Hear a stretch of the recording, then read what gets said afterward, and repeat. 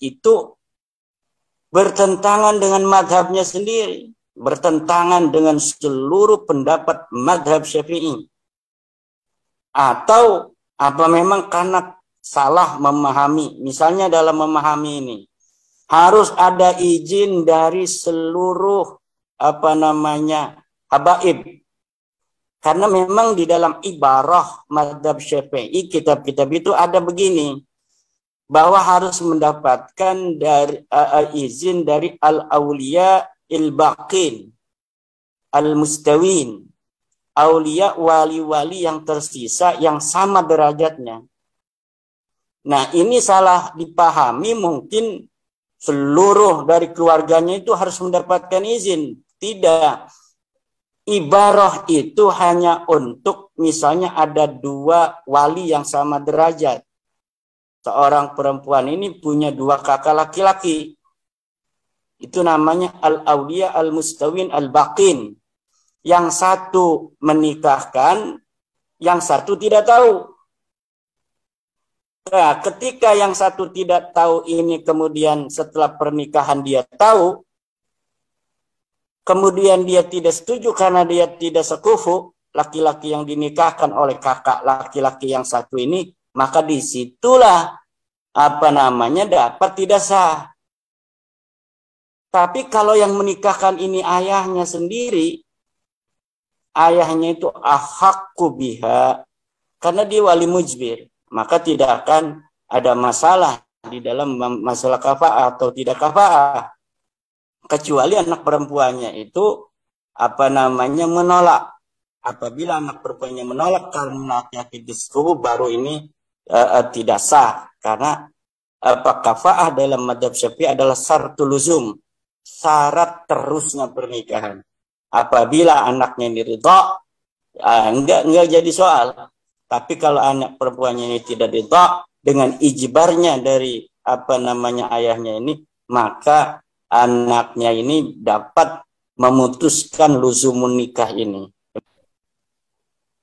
Baiklah, saya tidak bosan-bosan untuk kembali mengambil ayat Al-Quran. Allah subhanahu wa ta'ala ya dalam Al-Quran mengatakan, inna akramakum indallahi asqakum, innal ladhina amanu wa amilus salihati ulaika hum khairul bariyah. Segala pemahaman yang bertentangan 2 ayat ini maka ditolak. Apalagi yushamu minhu raihatun min rawaihil jahiliyah. Nanti akan terjadi ketimpangan sosial. Tidak saling harga menghargai, tidak saling hormat menghormati. Akan terjadi ajaran yang tidak sesuai dengan ajaran Nabi, di mana seseorang, sekelompok merasa lebih mulia dari kelompok lainnya karena darahnya. Sedangkan ini adalah tidak diajarkan oleh baginda Nabi besar Muhammad sallallahu alaihi wasallam. Lihat di dalam Al-Quran dari ayat pertama sampai ayat terakhir, adakah kemuliaan dilihat dari nasab? Tidak ada. Hadis-hadis Nabi dari berbagai macam kitab-kitab hadis, lihat apakah ada kemuliaan yang diajarkan oleh ajaran universalisme Islam itu, bahwa kemuliaan itu berlandaskan garis keturunan nasab. Tidak ada. Al-Quran di berbagai macam ayat mengatakan bahwa kemuliaan itu berdasarkan iman, berdasarkan takwa. Ketinggian derajat berdasarkan ilmu. Amal saleh itu yang akan menjadikan seseorang menjadi khairul bariyah.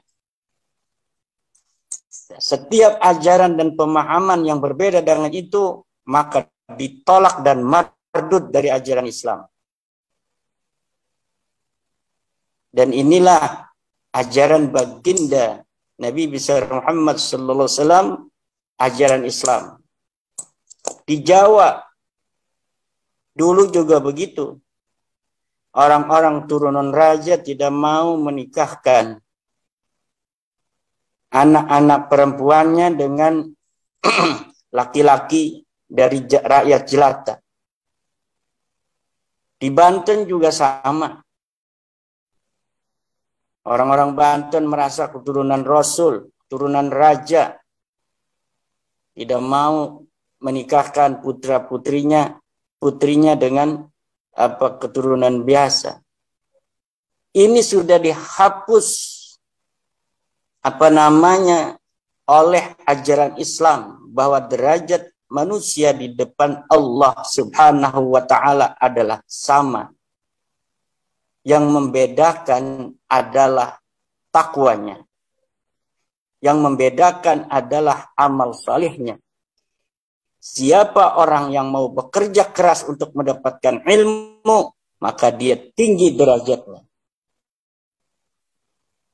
Yarfa'illahu alladhina amanu minkum waladina utul ilma darajat. Siapa orang yang mau lebih bertakwa dari yang lainnya, maka dialah yang lebih mulia dari yang lainnya. Inilah ajaran Islam